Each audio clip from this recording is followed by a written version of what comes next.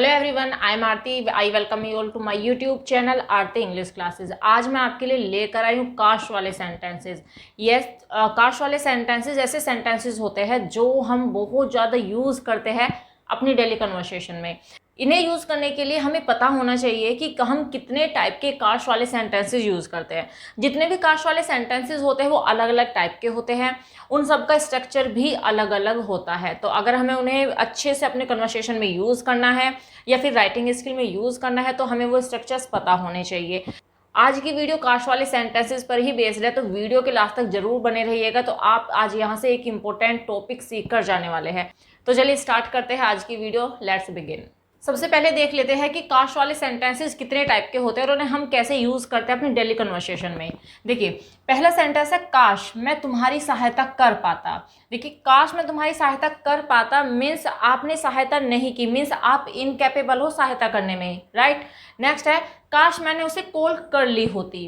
Means ये जो type का सेंटेंस है काश मैंने उसे कॉल कर ली होती, इसका मतलब है कि आप कॉल तो कर सकते थे बट आपने कॉल नहीं की और बाद में आप रिग्रेट कर रहे हो कि मैंने इसको कॉल नहीं की, काश मैंने उसे कॉल कर लिया होता। तो यहाँ पे रिग्रेट को शो किया गया है, रिपेंट को शो किया जा रहा है। नेक्स्ट है काश मेरे पास एक बड़ा सा घर होता। अब यहाँ पे कोई चीज़ नहीं है हमारे पास में और हम ये अपने विश को शो कर रहे हैं कि काश मेरे पास ये होता, काश मेरे पास एक बड़ा सा घर होता, काश मेरे पास एक कार होती, काश मेरे पास ये होता, काश मेरे पास वो होता। तो ऐसे हम इसमें विश करते हैं कि हम अपने पास क्या चाहते हैं, राइट। नेक्स्ट है काश मैं एक अध्यापक होता। ठीक है, यहाँ पे हमारी डिज़ायर इमेजिनरी डिज़ायर होती है, एक्चुअली ये इमेजिनेशन होती है कि काश मैं एक टीचर होता, या फिर इस सेंटेंस को हम ऐसे भी बोल सकते हैं कि काश मैं एक टीचर बन जाऊं, काश मैं एक पक्षी बन जाऊं। तो ऐसे सेंटेंसेस, तो ये 4 टाइप के सेंटेंसेस हम कवर करने वाले हैं एंड और काश में हम यही सेंटेंसेस यूज़ करते हैं और सबका स्ट्रक्चर अलग अलग होता है। तो सारा सबका स्ट्रक्चर आना चाहिए सो दैट हम इन्हें अच्छे से यूज़ कर पाए अपने कन्वर्सेशन में। तो चलिए स्टार्ट करते हैं, देख लेते हैं कि इनके स्ट्रक्चर्स क्या होते हैं और कैसे हम इन्हें सेंटेंसेस में यूज़ करते हैं। पहला टाइप देख लेते हैं काश डैश ये कर पाता। देखिए, मैंने यहाँ पे ब्लैंक इसलिए छोड़ा है क्योंकि यहाँ पे सब्जेक्ट कुछ भी हो सकता है। जरूरी थोड़ा है कि मैं हमेशा यही बोलूँ कि काश मैं ये कर पाता, काश मैं वो कर पाता, ऐसा नहीं है। हम सामने वाले को भी बोल सकते हैं कि काश तुम ये कर पाते, है ना, काश वह यहाँ आ पाता, काश वे ये काम कर पाते हैं ना। तो हम यहाँ पे सब्जेक्ट को, कोई भी सब्जेक्ट हम यहाँ पे ले सकते हैं। तो वो आपके कन्वर्सेशन के ऊपर डिपेंड करेगा कि आप यहाँ पे क्या लेने वाले हो, राइट। लेकिन सबसे पहले ये देख लीजिए कि काश मैं ये कर पाता। तो मीन्स कर पाता का क्या मतलब है? कर पाता का मतलब है कि आप इनकैपेबल हो, तो आप बस रिपेंट कर सकते हो कि भाई आप ये नहीं कर सकते, आपके अंदर वो कैपेबिलिटी नहीं है कि आप ये कर पाते। तो इस टाइप के जो सेंटेंस होते हैं वो दिखाते हैं आपकी इनकैपेबिलिटी को,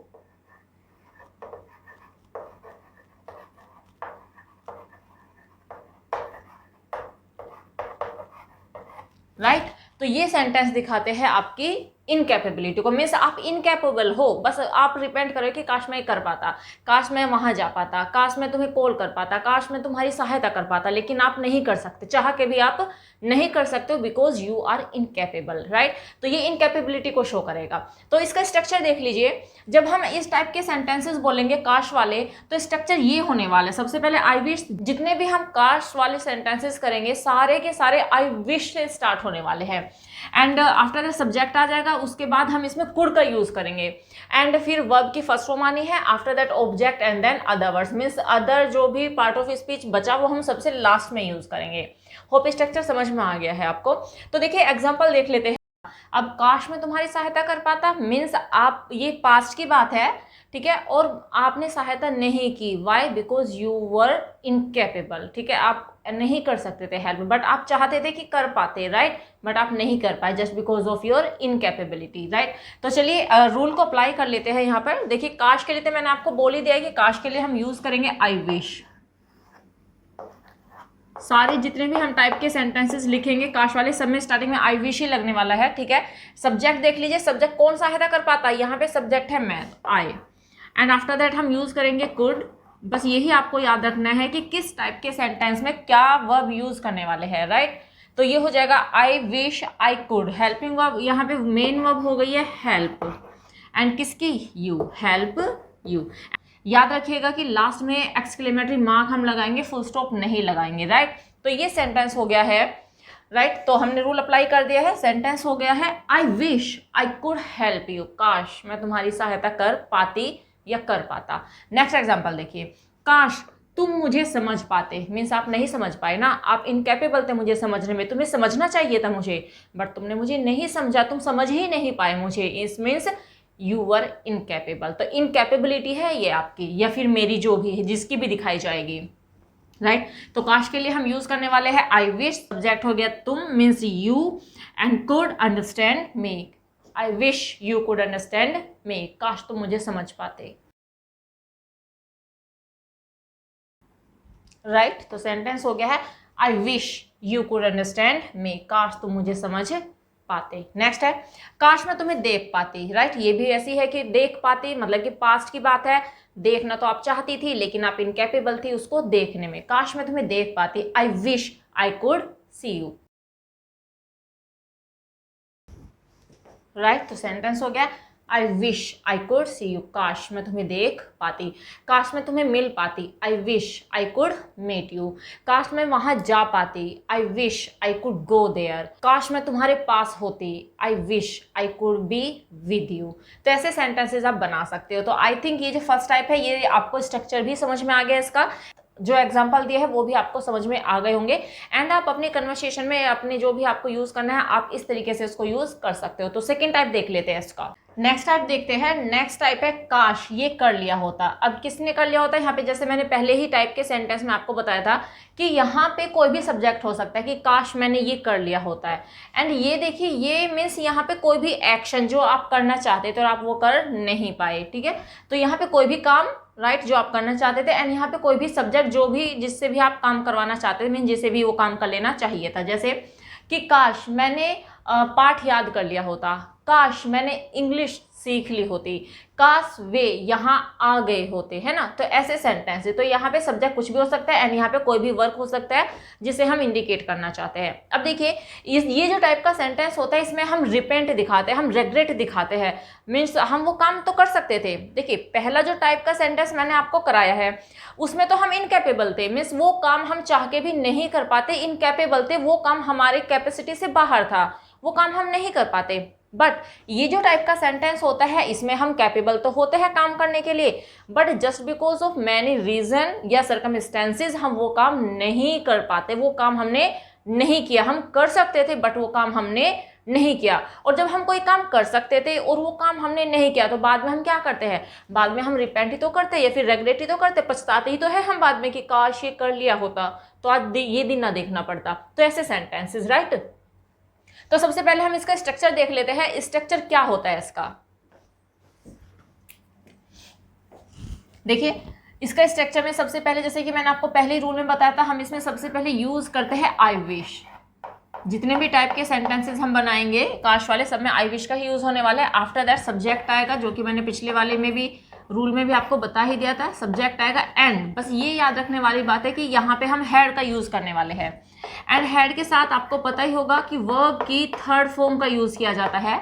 आफ्टर दैट ऑब्जेक्ट आ जाएगा एंड लास्ट में हम लिखेंगे अदर वर्ड्स, मीन्स जो भी पार्ट ऑफ स्पीच बचेगा वो हम लास्ट में लिखने वाले। तो स्ट्रक्चर एक बार देख लीजिए, सबसे पहले आई विश का यूज होने वाला है, सब्जेक्ट आ जाएगा, उसके बाद had, verb third, object and other words. Example ले लेते हैं। एग्जांपल देखिए, काश मैंने इंग्लिश सीख ली होती, मीन्स आप इंग्लिश सीख सकते थे, ऐसी बात नहीं कि आप नहीं सीख सकते थे, लेकिन आपने इंग्लिश नहीं सीखी और आज आप रिपेंट कर रहे हो कि काश मैंने सीख ली होती इंग्लिश, राइट। तो देखिए रूल को अप्लाई कर लेते हैं। तो जैसे I told you before many times that हमें स्टार्टिंग में आई विश का तो यूज करना ही करना है। ओके, तो लिख लेते हैं आई विश, राइट। एंड इसमें सब्जेक्ट है आई, क्योंकि आई ही सीखने, अपने बारे में सीखने की बात कर रहा है। आई विश आई, अब हम यूज करेंगे हैड, एंड वर्ब की थर्ड फॉर्म, सीखने को कहते हैं लर्न, तो इसकी थर्ड फॉर्म लगा लेते हैं। देखिए इसकी थर्ड फॉर्म लर्नड भी होती है एंड लर्नड भी होती है, दोनों में से जो भी आप यूज करना चाहे यूज कर सकते हैं, learned and learned. I wish I had learned English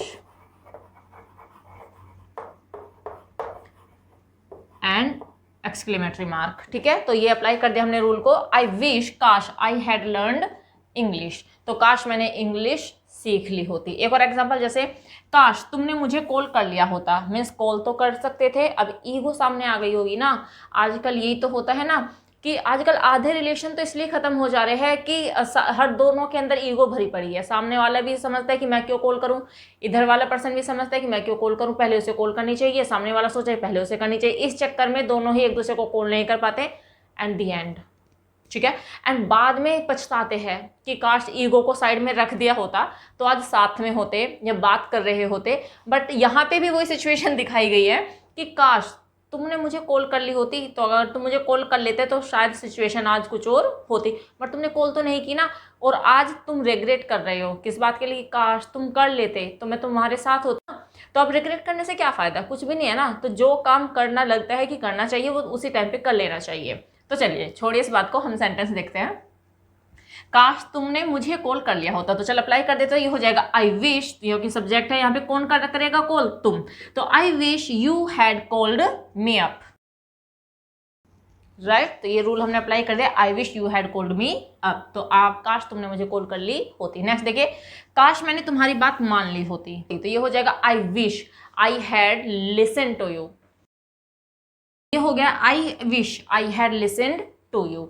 एक और एग्जांपल, जैसे कि काश मैंने ये पाठ याद कर लिया होता। बहुत बार ऐसा होता है ना कि आप एग्जाम में जाते हो, है ना, तो हम बहुत सारी चीज़ें याद कर चुके होते हैं, माइंड इतना फिलअप हो चुका होता है बहुत सारी चीज़ें याद करते करते, तो हम एक दो चीज़ें छोड़ देते हैं या फिर एक दो क्वेश्चन छोड़ देते कि अरे चलो इस चैप्टर में से इतने सारा तो याद कर लिया है, चलो इसको छोड़ देते हैं। बट जब एग्जाम में जाते हैं और देखते हैं कि जो क्वेश्चन छोड़ा था वही क्वेश्चन आ जाता है, अब वहाँ पे बैठ के हम इतना रेग्रेट करते, इतना रिपेंट करते हैं कि काश इतना सारा याद किया, काश मैं उस क्वेश्चन को भी एक बार देख लेता या एक बार देख लेती, तो अब यहाँ पे बैठ के सर तो ना पकड़ता है, पकड़ती है ना, अब आराम से लिख लिया होता। तो उस टाइम पे आप क्या कर रहे हो, आप यही तो रिपेंट कर रहे हो, आप यही तो रिग्रेट कर रहे हो कि काश मैंने वो ये पाठ याद कर लिया होता, काश मैंने ये क्वेश्चन भी याद कर लिया होता। आई wish I had learn this question, ठीक है। तो हम ऐसे बहुत बार ऐसे सिचुएशन में हम फंसते हैं और बोलते भी हम ऐसे सेंटेंसेस को, राइट। तो ये जो सेकंड टाइप था जिसमें हम किसी काम को कर लिया होता कि सेंस में बोलते हैं और जिसमें रिपेंट और रेग्रेट दिखाया जाता है, ये स्ट्रक्चर मैंने आपको बता दिया एंड आई थिंक आपको एग्जाम्पल भी सारे समझ में आ गए होंगे। तो चलिए इसका थर्ड टाइप कर लेते हैं। नेक्स्ट टाइप है काश पास में ये होता, राइट। तो काश मेरे पास ये होता, यहाँ पे किसी के बारे में भी बात हो सकती है कि काश मेरे पास एक बड़ा सा घर होता, काश मेरे पास एक कार होती, काश तुम्हें अकल होती, काश हमारे पास भी तुम्हारे जैसा एक टीचर होता। तो ऐसे सेंटेंसेस, राइट। तो स्ट्रक्चर देख लेते हैं कि ऐसे सेंटेंसेस में हम क्या यूज़ करने वाले हैं। तो देखिए इसका structure as I told many times, again I am repeating it. तो आई विश का यूज़ हमें करना है एंड आफ्टर दैट सब्जेक्ट जिसके भी पास होने की बात बताई जाएगी वो हो जाएगा यहाँ पर, एंड हैड का यूज़ करेंगे and after that object, and अगर कोई अदर वर्ड आया है तो वो हम लास्ट में यूज़ कर लेंगे, राइट। तो देखिए ये स्ट्रक्चर होने वाला है, I wish subject hand object and other word. देखिए अभी इससे पहले वाला जो रूल मैंने आपको बताया कि काश मैंने ये पाठ याद कर लिया होता, उसमें भी हमने हैड का यूज़ किया। बट यहाँ पे आप देख सकते हैं कि जब हम ऐसे सेंटेंसेस यूज़ करेंगे ना कि काश मेरे पास ये होता, काश मेरे पास ये होता, काश ये होता, वो सब कुछ, तो इसमें मेन वर्ब नहीं होती, है ना।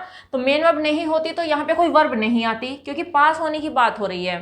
सपोज मैं एक एग्जांपल बोलती हूँ कि मेरे पास एक बैग है, ठीक है, तो हम इसको ऐसे बोलेंगे आई हैव अ बैग, ठीक है।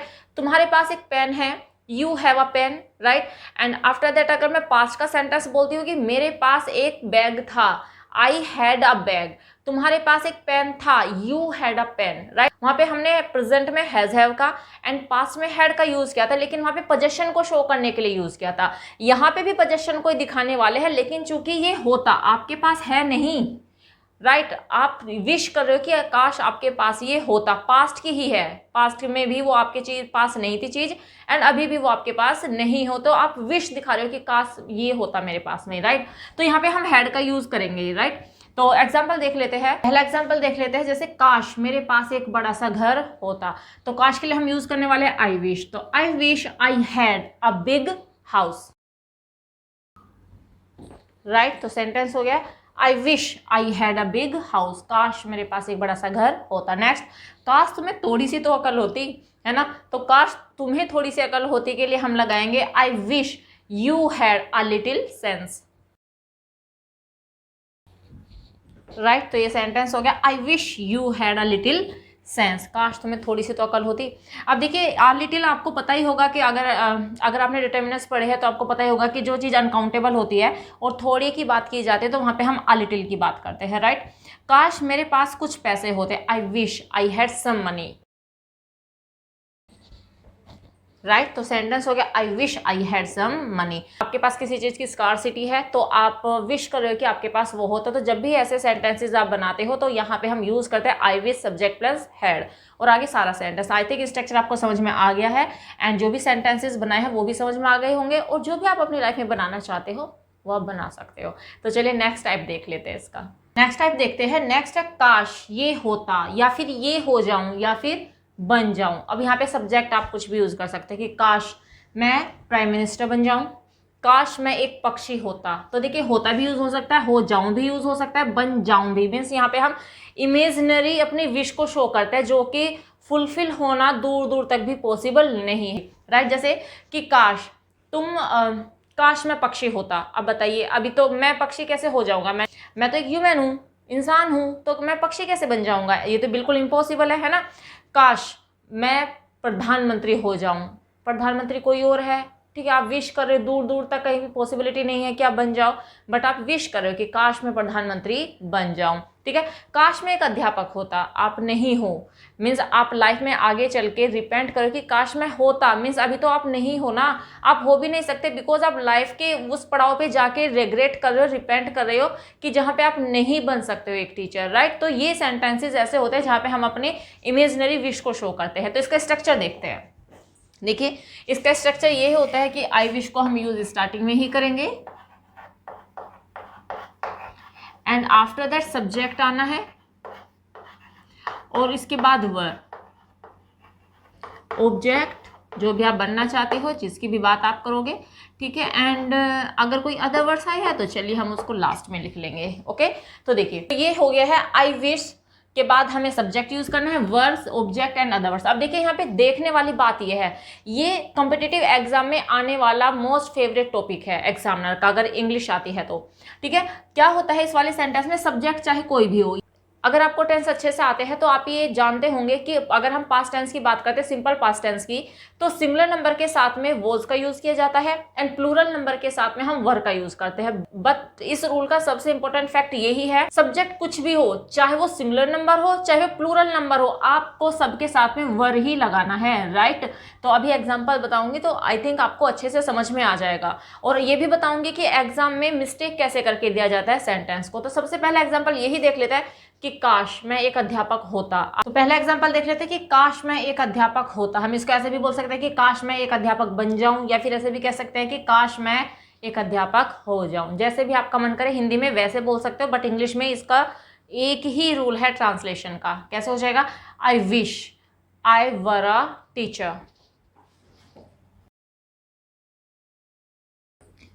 राइट। तो ये सेंटेंस हो गया I wish I were a teacher. अब देखिए जिनको जो बच्चे अच्छे से ग्रामर को समझते हैं तो वो एकदम से, अगर उनको ये रूल नहीं पता तो वो ये कहेंगे कि आई के साथ तो वॉज यूज होता है ना। तो यही तो कॉम्पिटिटिव एग्जाम में आता है कि यहाँ पे आपको आई वॉज करके दे देंगे और आप गलती को जल्दी से पकड़ भी नहीं पाओगे। तो आपको क्या करना है, आपको यही देखना है कि अगर वो विश वाला सेंटेंस है ना तो आई के साथ में वर ही आएगा। अगर यहाँ पे शी भी होता ना तो भी वर ही होता, राइट। अगर यहाँ पे किसी लड़की का नाम होता ना नेहा तो उसके साथ भी वर ही लगाते। बस यही रूल है, ये इसको आप माइंड में रखिएगा। आई wish I were a teacher, काश मैं एक टीचर हो जाऊं, ठीक है। नेक्स्ट है काश मैं पक्षी बन जाऊं, है ना। तो पक्षी तो नहीं बन सकते भाई, इंसान हो आप और विश कर रहे हो कि मैं पक्षी बन जाऊं, तो ये तो पॉसिबल नहीं है। तो I wish I were a bird, right. तो ये सेंटेंस हो गया I wish I were a bird, काश मैं एक पक्षी बन जाऊं या होता या हो जाऊं। नेक्स्ट एग्जांपल है काश मेरा भाई एक अच्छा इंसान होता। अब भाई मीन्स भाई अच्छा इंसान नहीं है और वो अच्छा इंसान बन भी नहीं सकता, तो लेकिन हमारी डिज़ायर, हम अपनी डिज़ायर शो कर रहे हैं कि काश वो ऐसा हो जाए या फिर काश वो अच्छा इंसान बन जाए, बट वो बनेगा नहीं। ये एक ऐसी कल्पना है जो कभी पूरी नहीं होती। इंग्लिश में हो जाएगा I wish my brother were a good person, right. तो सेंटेंस हो गया ये I wish my brother were a good person, काश मेरा भाई एक अच्छा इंसान होता। तो इस तरीके से हमने 4 टाइप्स के काश वाले सेंटेंसेस को कवर कर लिया है और ऑलमोस्ट यही होते हैं काश वाले सेंटेंसेस, ठीक है। और ये हम अपने लाइफ में बहुत ज़्यादा यूज़ करते हैं, जैसे कि अगर आपने वीडियो को अच्छे से देखा है तो आप समझ ही गए होंगे कि हम कितना इन्हें अपनी डेली लाइफ में यूज़ करते हैं, राइट। तो होप ये वीडियो आपके लिए हेल्पफुल होगी। एंड बस इस वीडियो में इतना ही, मिलते हैं नेक्स्ट वीडियो में। Till then bye bye, take care, stay healthy and keep learning.